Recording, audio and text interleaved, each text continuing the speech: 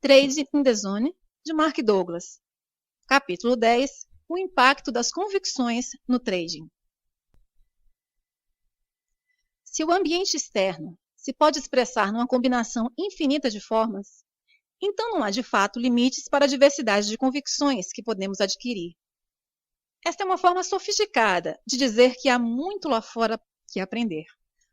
Mas olhando para a natureza da humanidade de um modo global, diria que não vivemos as nossas vidas totalmente em consonância com esta afirmação. Se for verdade que é possível acreditarmos em quase tudo, então por que discutimos e lutamos uns com os outros?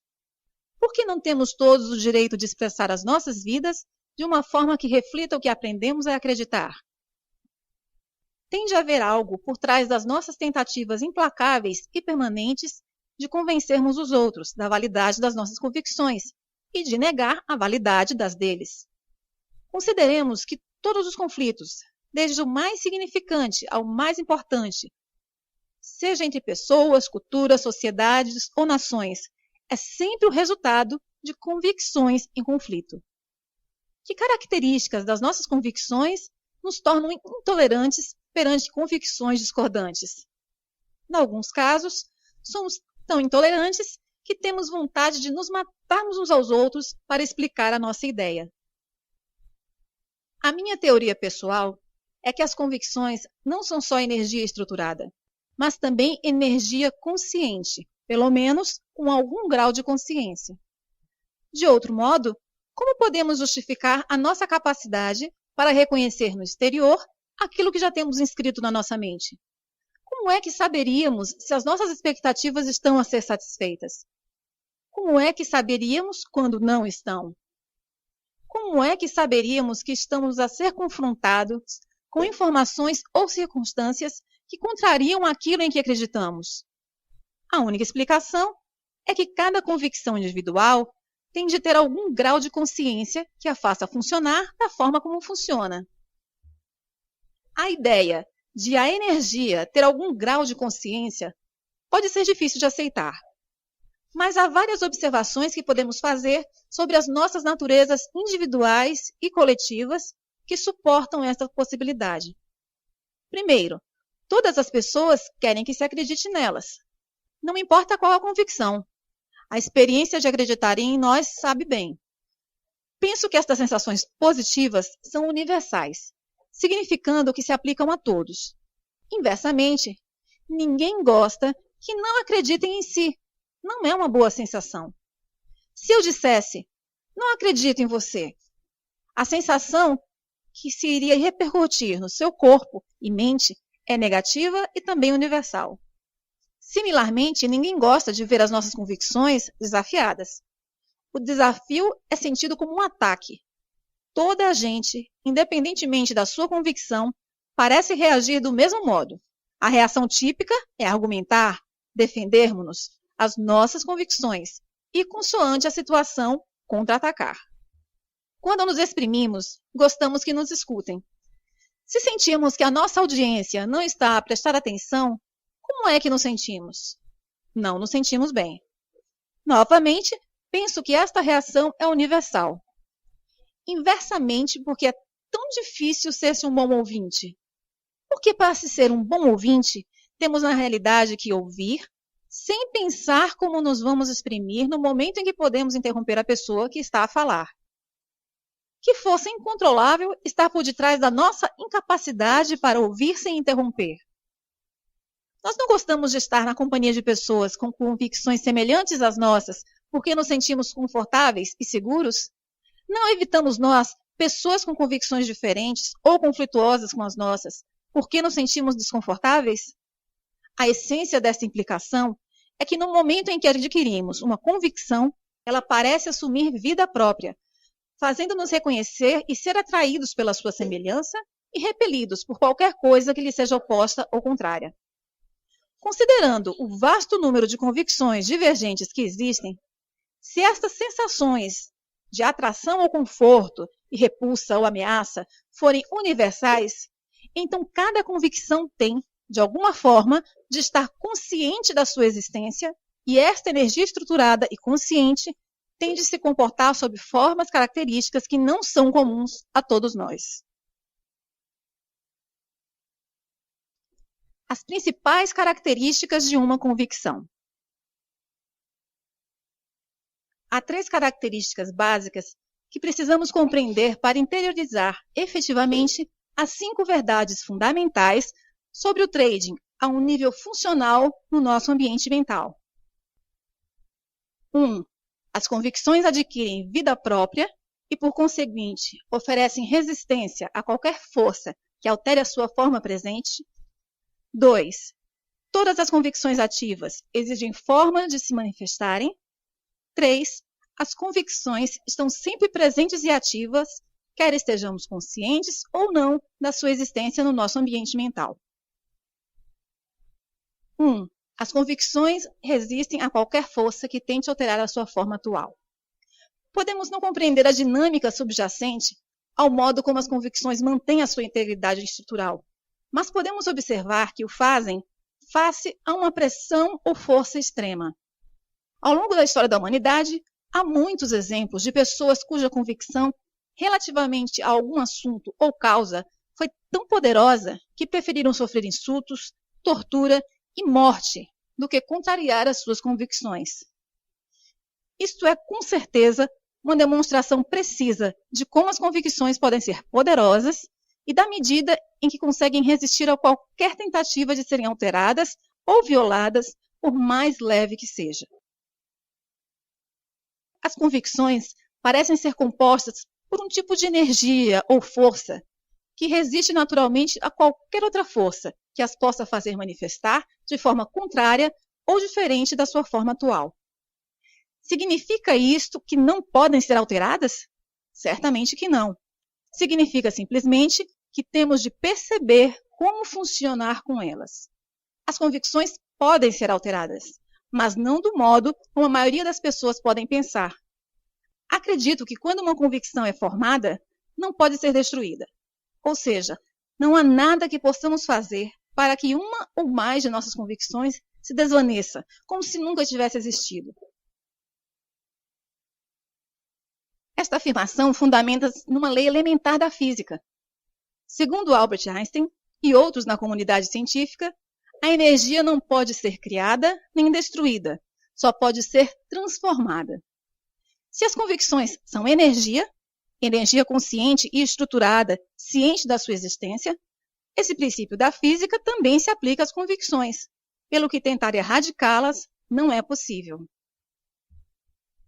Se soubesse que alguém ou alguma coisa o estava a tentar destruir, como reagiria? Iria defender-se, lutar e possivelmente fortalecer-se mais do que antes de conhecer a ameaça. Cada convicção individual é um componente daquilo que consideramos ser a nossa identidade. Não será razoável esperar que, se ameaçada, cada convicção individual reaja em conformidade com a forma como todas as outras partes de si reagem coletivamente? O mesmo princípio verifica-se se tentarmos agir como se uma convicção particularmente incomodativa não existisse. Se acordasse uma manhã e todas as pessoas o ignorassem e agissem como se você não existisse, como iria reagir? Provavelmente não passaria muito tempo até que agarrasse alguém e o olhasse nos olhos para o forçar a reconhecê-lo. De novo, se intencionalmente ignorada, cada convicção individual vai funcionar exatamente do mesmo modo. Vai descobrir uma forma de forçar a sua presença no nosso processo de pensamento consciente ou no nosso comportamento. A forma mais fácil e mais eficaz de lidar com as nossas convicções é lentamente torná-las inativas ou fazer com que deixem de funcionar, retirando-lhes a energia. Chamam a este processo desativação. Após a desativação, a estrutura original da convicção permanece intacta, pelo que tecnicamente não mudou. A diferença é que a convicção já não tem energia. Sem energia, não tem capacidade para funcionar como uma força sobre a percepção que temos na informação ou sobre o nosso comportamento. Aqui está um exemplo pessoal. Em criança, ensinaram-me a acreditar no Papai Noel e na Fada dos Dentes.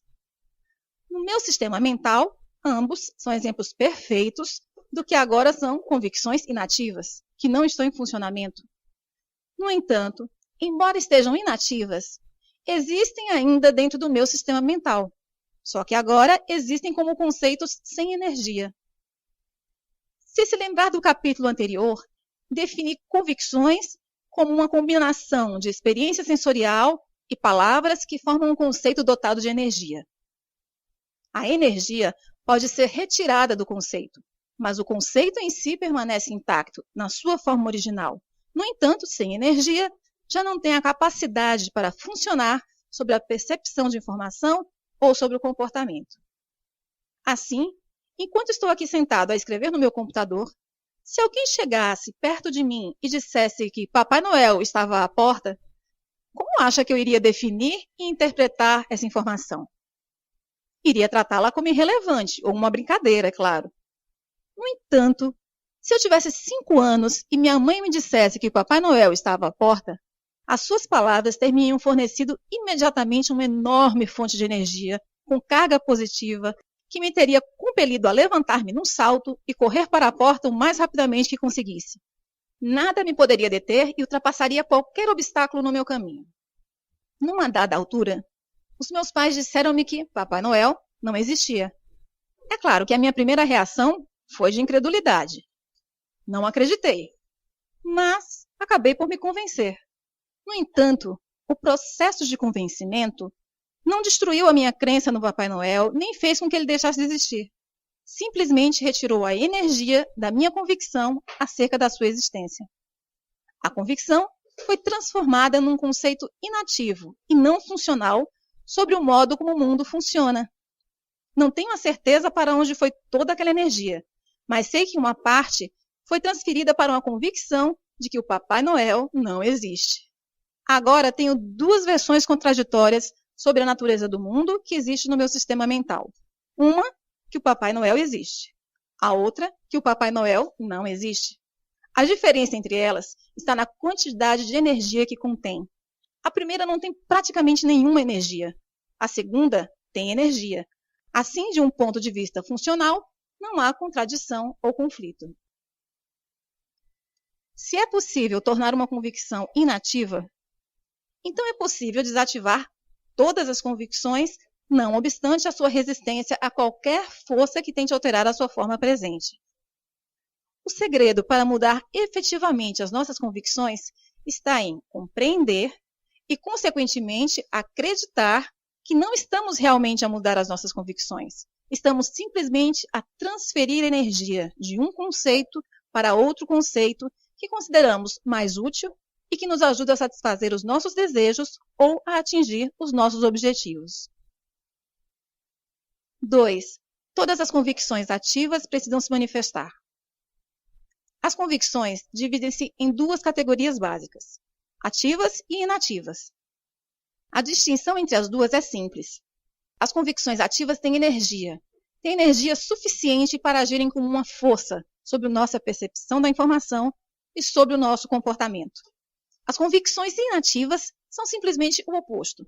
São convicções que, por alguma razão, já não têm energia ou têm tão pouca que já não são capazes de agir como uma força sobre o modo como percebemos a informação ou sobre o nosso comportamento. Quando digo que todas as convicções ativas precisam de se manifestar, não quero dizer que todas as convicções no nosso ambiente mental exijam exprimir-se em simultâneo. Por exemplo, se eu lhe pedir para pensar sobre o que está errado no mundo hoje, a palavra errado vai trazer à sua mente ideias que refletem aquilo em que acredita estar a criar problemas ou perturbações no mundo, a menos, é claro, que não haja nada quanto ao estado do mundo que considere problemático. A questão é que, se houver alguma coisa que considere estar de fato errada, não estava necessariamente a pensar nessas ideias antes de eu ter colocado a pergunta. Mas no momento em que a coloquei, as suas convicções sobre essas questões avançaram de imediato para a dianteira do seu processo de pensamento consciente. Com efeito, exigiram ser ouvidas. Digo que as convicções exigem manifestar-se porque quando algo as mobiliza, não parece possível parar a torrente de energia que é libertada. Isto verifica-se especialmente para questões emocionalmente sensíveis ou convicções sobre as quais sintamos um entusiasmo particular. Pode perguntar, por que é que eu iria querer conter a expressão das minhas convicções? Podia haver diversas razões. Consideremos um cenário em que está a interagir com algum superior hierárquico no emprego e essa pessoa lhe diz algo que discorda completamente ou considera totalmente absurdo. Vai exprimir a sua opinião ou contê-la? Tal irá depender do que pensa ser adequado numa situação destas. Se as suas convicções ditarem que manifestar-se será desadequado e essas convicções tiverem mais energia do que as que estão a contrariar, então irá provavelmente conter-se e não discutir abertamente. Pode estar a olhar para esta pessoa, o seu chefe, e a sentir com a cabeça em sinal de concordância. Mas estará a sua mente de acordo? Estará a sua mente silenciosa? É claro que não. A sua opinião está efetivamente a contrariar cada ponto de vista do seu chefe.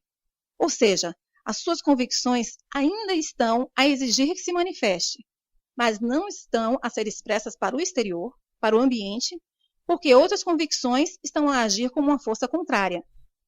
No entanto, irão em breve encontrar uma forma de sair, não é? Logo que sair desse cenário, irá provavelmente encontrar uma forma de descarregar a sua argumentação. Provavelmente, irá descrever a situação a alguém que pense que o vai escutar com atenção e solidarizar-se consigo. Este é um exemplo de como as nossas convicções exigem manifestar-se quando estão em conflito com o ambiente externo. Mas o que acontece quando uma ou mais das nossas convicções estão em conflito com os nossos propósitos, objetivos, sonhos, vontades ou desejos? As implicações desse conflito podem ter um efeito profundo no trading. Como já aprendemos, as nossas convicções fazem-nos ver o ambiente externo de forma diferente, indicam limites. A consciência humana, por outro lado, parece ser maior do que a soma final de tudo em que aprendemos a acreditar. Esta qualidade da consciência humana, de ser maior, que dá-nos a capacidade para pensar em qualquer direção que escolhamos, seja dentro ou fora dos limites impostos pelas nossas convicções. Pensar fora dos limites chama-se normalmente pensamento criativo. Quando escolhemos intencionalmente uma convicção, questionando aquilo que conhecemos e desejamos uma resposta, abrimos as nossas mentes para receber uma ideia brilhante, uma inspiração ou uma solução para o problema. A criatividade, por definição, dá origem a algo que não existia previamente. Quando pomos as nossas mentes no modo de pensamento criativo, iremos, por definição automaticamente, receber ideias ou pensamentos inovadores em relação ao que já existe na nossa mente racional, sob a forma de uma convicção ou memória. Tanto quanto sei, não existe nenhum consenso entre artistas, inventores ou comunidades religiosas ou científicas quanto à origem exata da informação gerada criativamente. No entanto, o que sei é que a criatividade é aparentemente ilimitada e não tem fronteiras. Se houver limites para a forma de pensar, de certeza que ainda não os encontramos. Pense no ritmo espantoso com que a tecnologia se tem desenvolvido nos últimos 50 anos. Todas as invenções e desenvolvimento da humanidade nasceram nas mentes de pessoas que pensavam fora dos limites impostos por aquilo em que tinham aprendido a acreditar. Se todos nós temos a capacidade inata de pensar criativamente, e acredito que temos, então também temos a capacidade para escutar aquilo a que chamo uma experiência criativa. Defino uma experiência criativa como a experiência de qualquer coisa nova ou fora dos limites das nossas convicções. Pode ser uma nova visão, embora da perspectiva do ambiente sempre tenha existido. Ou podemos experimentar um novo som, cheiro, sabor ou toque. As experiências criativas, tal como os pensamentos criativos, as inspirações, os pressentimentos e as ideias brilhantes, podem ocorrer sem avisar ou podem ser o resultado de uma ordem consciente. Em qualquer dos casos, quando as experimentamos, podemos ser confrontados com um grande dilema psicológico. Uma ocorrência criativa seja na forma de um pensamento ou experiência, pode fazer-nos ser atraídos ou desejarmos algo que entre em conflito direto com uma ou mais das nossas convicções. Para ilustrar este ponto, voltemos ao exemplo da criança e do cão. Lembre-se que a criança tivera no passado algumas experiências dolorosas com cães. Embora a primeira experiência tenha sido real do ponto de vista do ambiente, as outras foram resultado do modo como a mente da criança processou a informação, com base no funcionamento dos mecanismos de associação e mecanismos de proteção contra a dor. O resultado final é que sentia medo sempre que encontra um cão. Suponhamos que a criança era bebê quando teve a sua primeira experiência com carga negativa. À medida que cresce e começa a associar palavras e conceitos específicos às suas memórias, irá formar uma convicção sobre a natureza dos cães. Seria razoável considerar que adotou como convicção algo como todos os cães são perigosos. Com a utilização da palavra todos, a convicção da criança está estruturada de um modo que assegura que irá evitar todos os cães de futuro. Não tem motivos para questionar essa convicção, porque todas as experiências confirmaram e reforçaram a sua validade. No entanto, ela, todas as outras pessoas no planeta, está vulnerável a uma experiência criativa. Em circunstâncias normais, irá fazer todo o possível para se assegurar que não se depara com um cão novamente. Mas, e se ocorrer algo inesperado ou não previsto?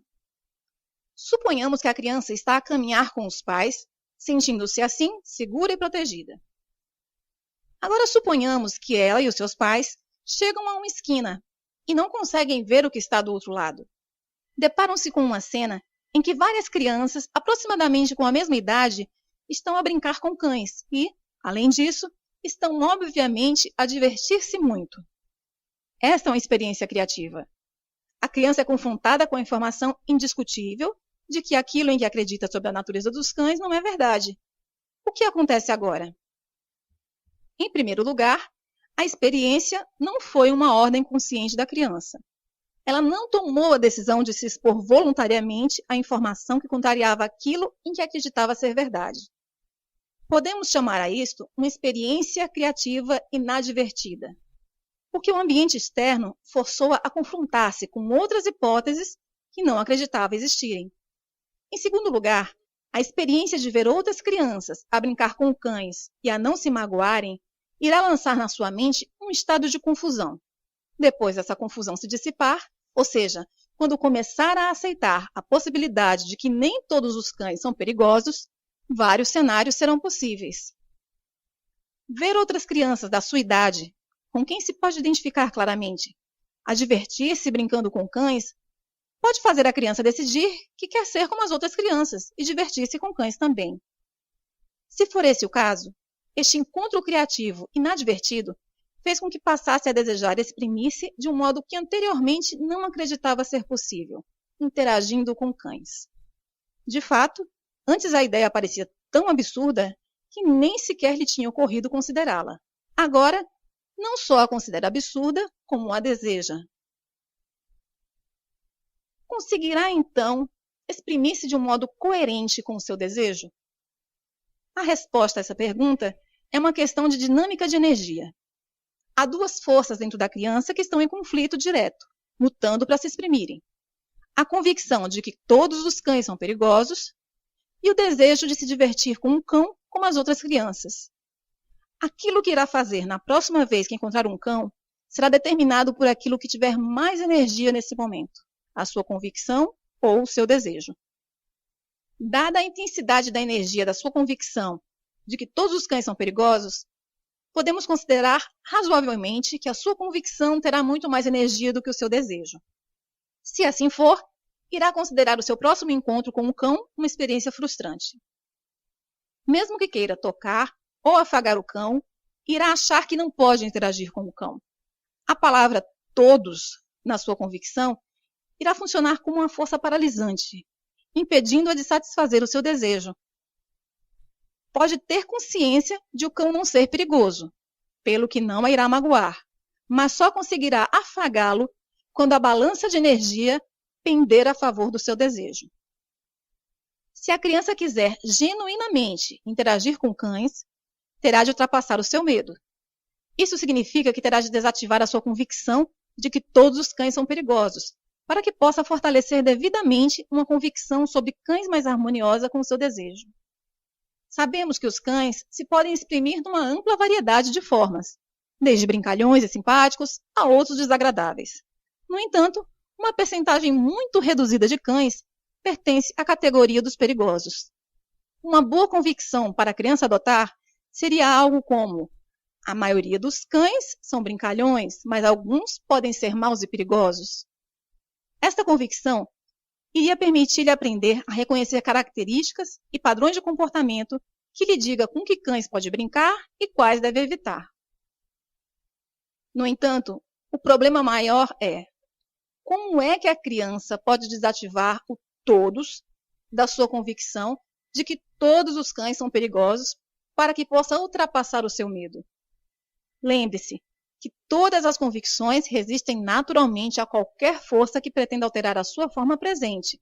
Mas, como indiquei acima, a abordagem certa não é alterar a convicção, mas sim retirar-lhe a energia e canalizá-la para outra convicção mais adequada aos nossos fins. Para desativar a ideia que a palavra todos representa, a criança terá de criar uma experiência com carga positiva com um cão. Em algum momento, terá de ultrapassar o seu medo e tocar num cão. Fazer isto pode exigir um grande esforço, durante um período de tempo considerável.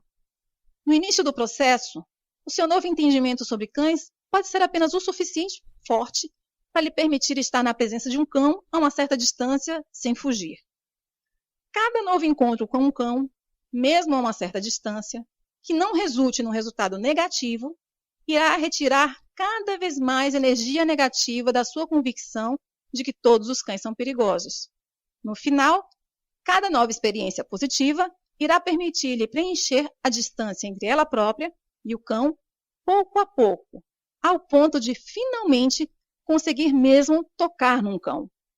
Do ponto de vista da dinâmica da energia, conseguirá tocar num cão quando seu desejo para o fazer for um pouco mais forte do que a sua convicção de que todos os cães são perigosos. No momento em que toca efetivamente um cão, está a retirar a maior parte da energia negativa que resta no conceito de todos e a transferi-la para a convicção que reflete a sua nova experiência. Embora não seja muito comum, há pessoas que, por várias razões, estão suficientemente motivadas para realizarem sozinhas o processo acima descrito. No entanto, podem não estar conscientes da dinâmica envolvida. As pessoas que conseguem superar um medo de infância dessa magnitude normalmente fazem-no casualmente, ao longo de anos, sem ter a certeza exatamente como fizeram, a menos que procurem e obtenham ajuda profissional competente. Mais tarde, em adultos, se lhes perguntarem ou se acontecer depararem-se com uma situação que lhes lembre o seu passado, por exemplo, observar uma criança que tem horror a cães, normalmente caracterizam o processo por que passaram como: lembro-me quando tinha medo de cães, mas ultrapassei-o.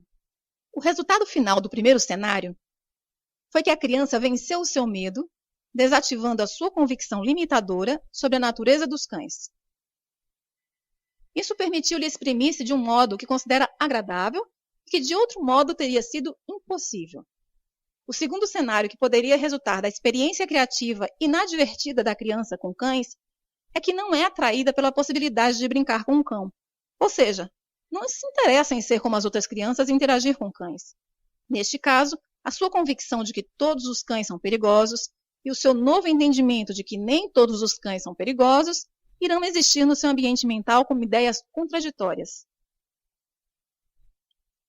Isto é um exemplo daquilo a que chamo uma contradição ativa, quando duas convicções ativas estão em conflito direto uma com a outra, ambas exigindo expressão. Neste exemplo, a primeira convicção existe a um nível central no ambiente mental da criança, com uma grande quantidade de energia com carga negativa. A segunda convicção está a um nível mais superficial e tem muito pouca energia com carga positiva. A dinâmica dessa situação é interessante e extremamente importante. A afirmamos que as convicções controlam a percepção que temos da informação. Em circunstâncias normais, a criança teria ignorado a possibilidade de interagir com cães, mas a experiência de ver outras crianças a brincar criou uma ideia com carga positiva na sua mente que nem todos os cães são perigosos. Alguns podem ser brincalhões.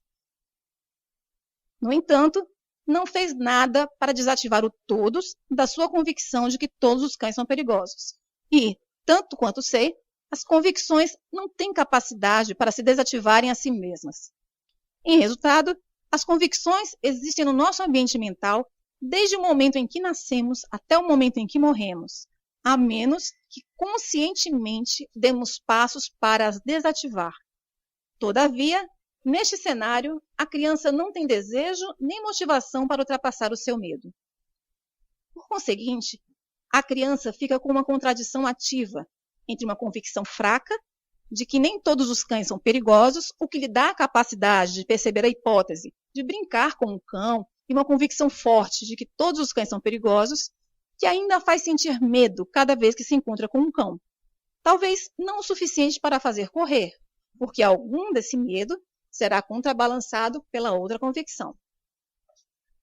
A capacidade para vermos e, consequentemente, percebermos que uma situação, embora não perigosa, mas capaz de nos imobilizar pelo medo, pode ser bastante desconcertante se não compreendermos que aquilo que descobrimos ao pensar criativamente ou que aprendemos através de uma experiência criativa inadvertida não tem necessariamente energia suficiente para se tornar uma força dominante no nosso ambiente mental.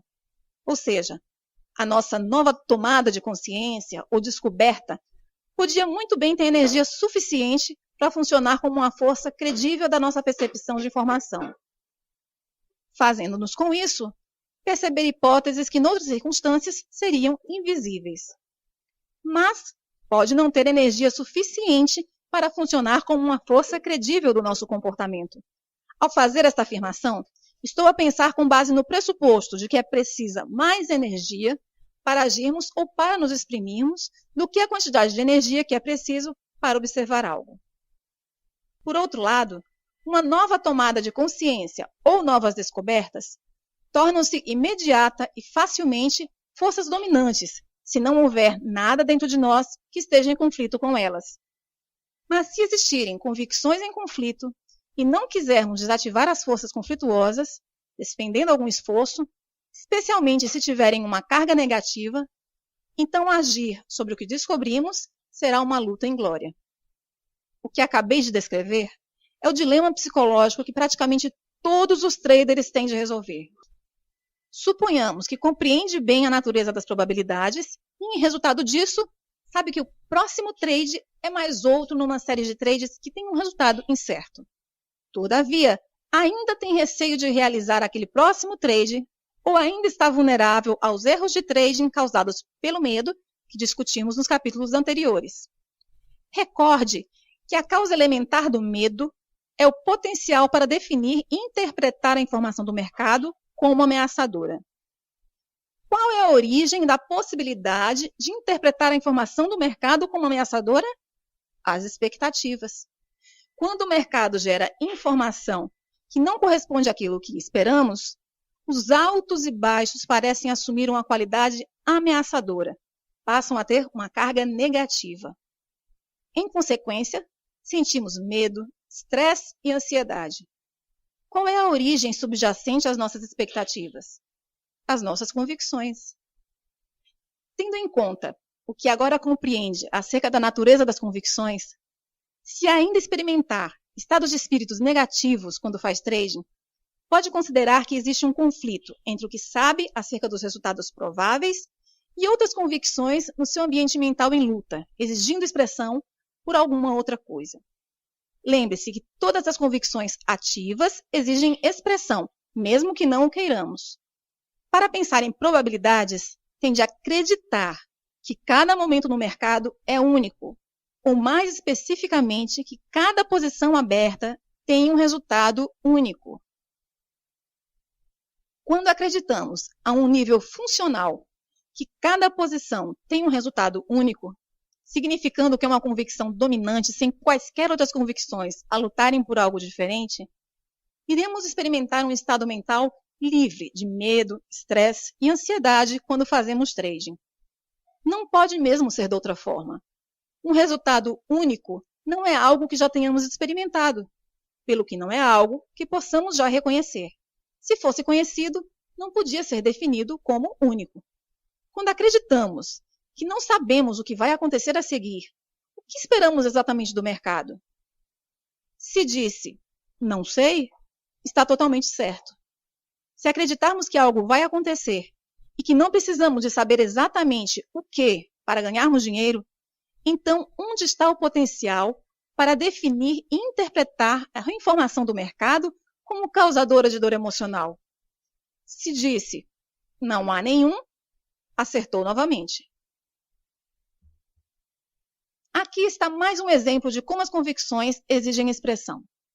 Olhemos para uma situação em que o primeiro encontro de uma criança com um cão foi uma experiência muito positiva.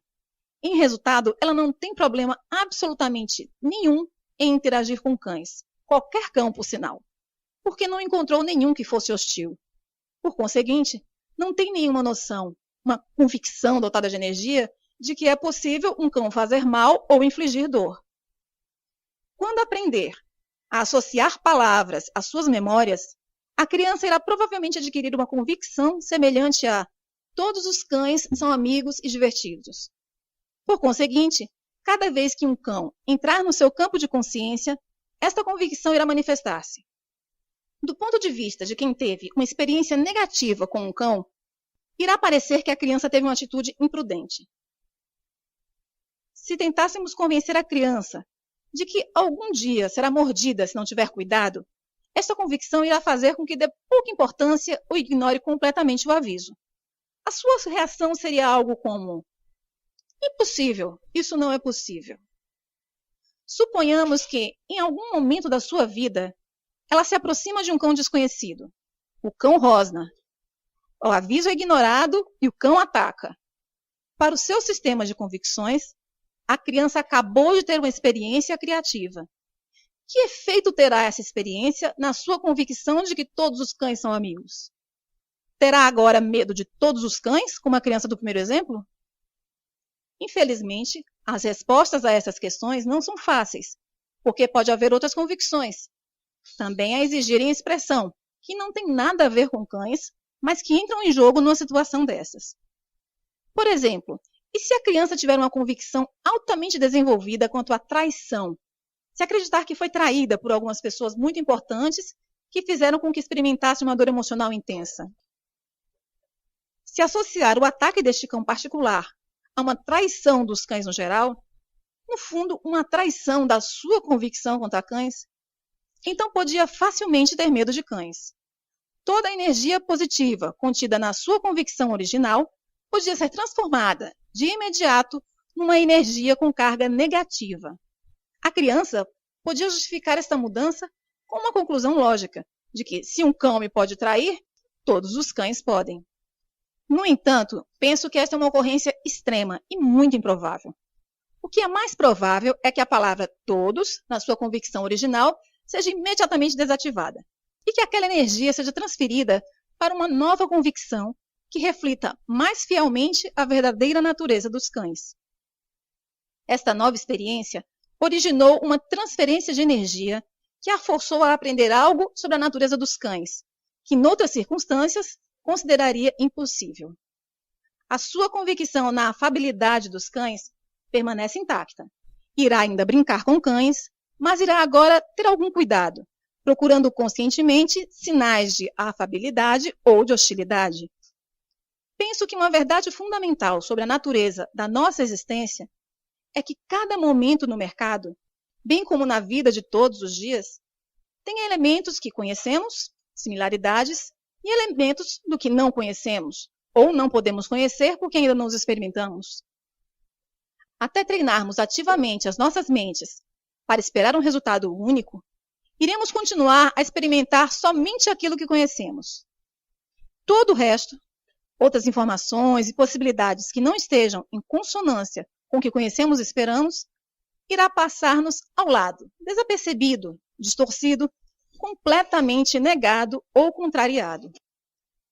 Quando acreditarmos verdadeiramente que não precisamos de saber, estaremos a pensar em probabilidades, do ponto de vista do mercado, e não teremos qualquer razão para bloquear, dar pouca importância, distorcer, negar ou contrariar qualquer sinal que o mercado esteja a dar sobre o seu potencial para se movimentar numa determinada direção em particular. Se não estiver a experimentar a liberdade mental sugerida naquela afirmação, e se for seu desejo experimentá-la, então tem que assumir um papel ativo no treino da sua mente para acreditar na singularidade de cada momento, e tem de desativar qualquer outra convicção que lute por algo diferente. Este processo não é nada diferente daquele por que a criança passou no primeiro cenário. Nem vai acontecer sozinho. Ela queria interagir com cães sem medo, mas, para o fazer, teve que criar uma nova convicção e desativar as que estavam em conflito. Este é o segredo para conseguir um sucesso consistente como trader. 3.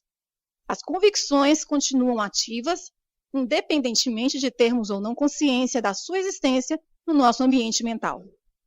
Por outras palavras, não temos que recordar ativamente ou ter acesso consciente a qualquer convicção para que esta funcione como uma força sobre a nossa percepção de informação ou sobre o nosso comportamento.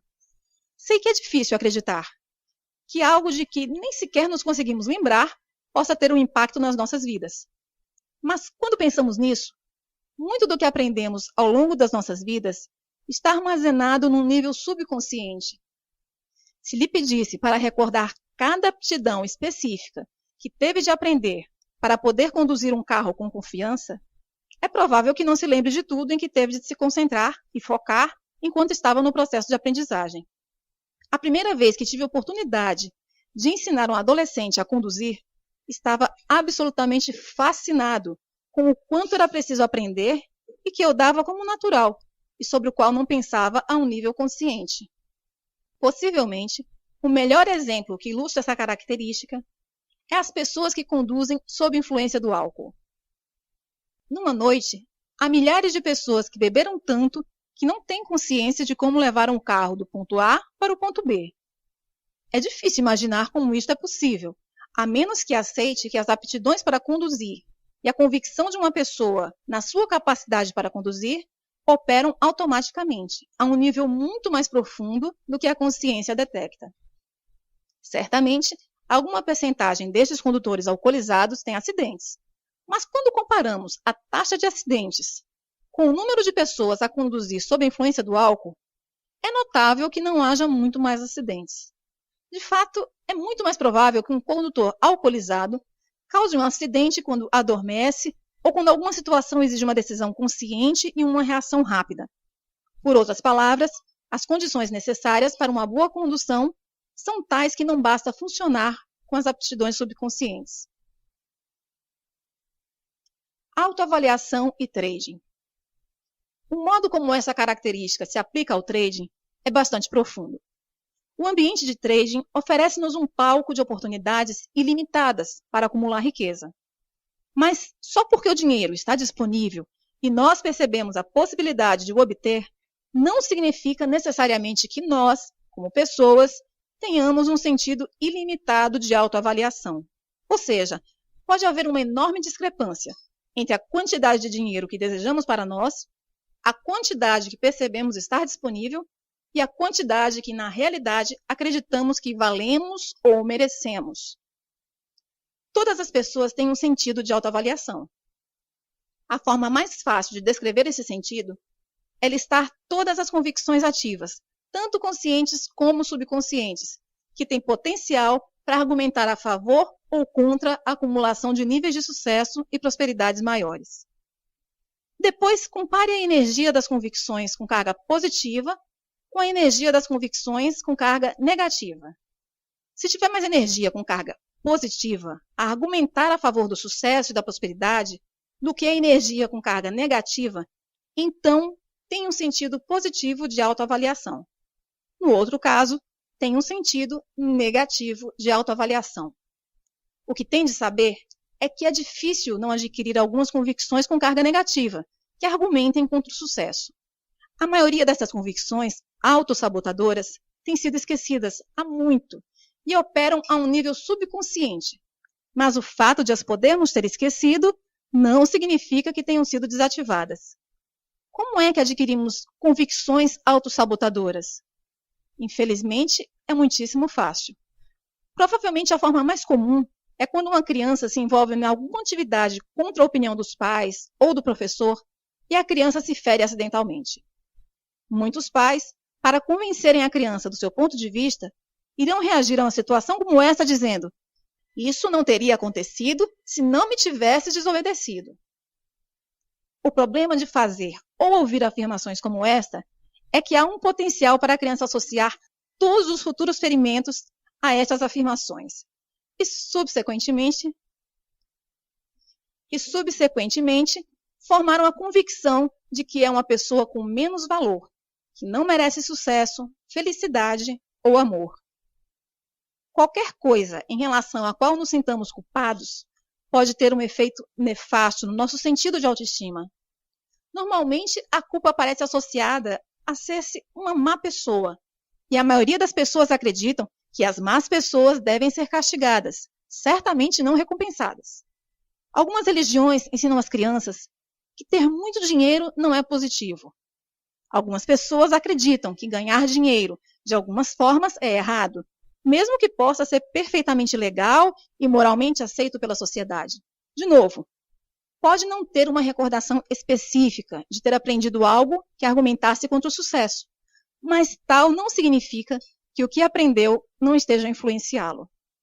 Um modo como essas convicções subconscientes de autossabotagem se manifestam no trading é normalmente sob a forma de lapsos de concentração, resultando num sem número de erros de trading, como dar uma ordem de compra em vez de venda ou vice-versa, ou deixar-se distrair e desviar o olho do monitor só para descobrir quando voltar que falhou o grande trade do dia. Trabalhei com muitos traders que atingiram vários níveis de sucesso consistente, mas descobriram que não conseguiam ultrapassar certos limiares.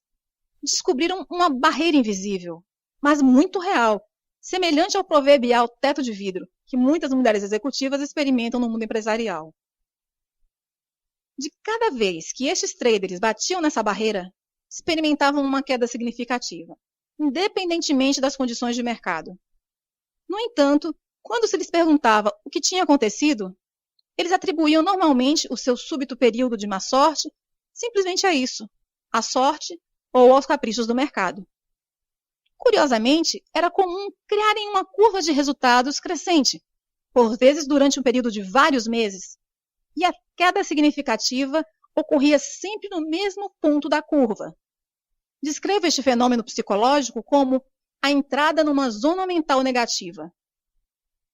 Por muito que o dinheiro tivesse fluído para suas contas enquanto se mantiveram no estado mental adequado, fluía agora para fora delas, com a mesma facilidade quando entravam na zona mental negativa, onde questões de autoavaliação não resolvidas agem misteriosamente sobre a sua percepção da informação e comportamento.